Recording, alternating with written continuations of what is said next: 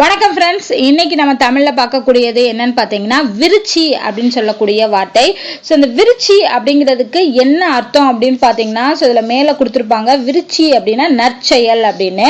So ஆக்சுவலாக அப்படி ஒரு விருச்சி அப்படிங்கிற ஒரு பழக்கமே இருந்துச்சு அப்படின்னு சொல்லலாம்.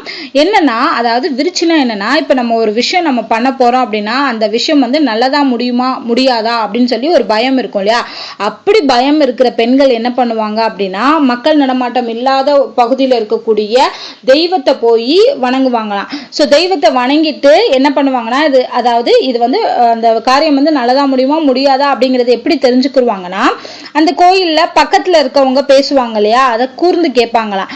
அவங்க பேசும்போது அதுல அவங்க எதையோ பத்தி பேசுவாங்க. ஆனா அதுல வந்து என்ன சொல்லுவாங்கன்னா, நல்ல வார்த்தைகளை சொல்றாங்க, நல்ல சொல்ல கூறுறாங்க அப்படின்னா அப்ப என்ன நினைச்சுக்குவாங்கன்னா, அந்த பெண்கள் இந்த நம்ம செய்யக்கூடிய செயல் வந்து நல்லா முடியும், நன்மையில முடியும் அப்படின்னு நினைச்சுக்குவாங்க.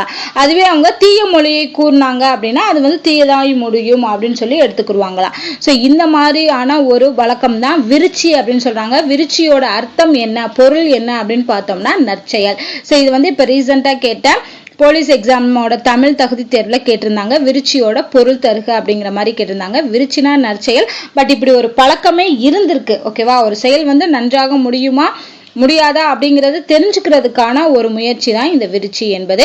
ஸோ இதே மாதிரி தமிழ்ல இருக்கக்கூடிய இம்பார்ட்டன்டான விஷயங்கள் எல்லாத்தையுமே நம்ம தொடர்ந்து பார்க்கலாம்.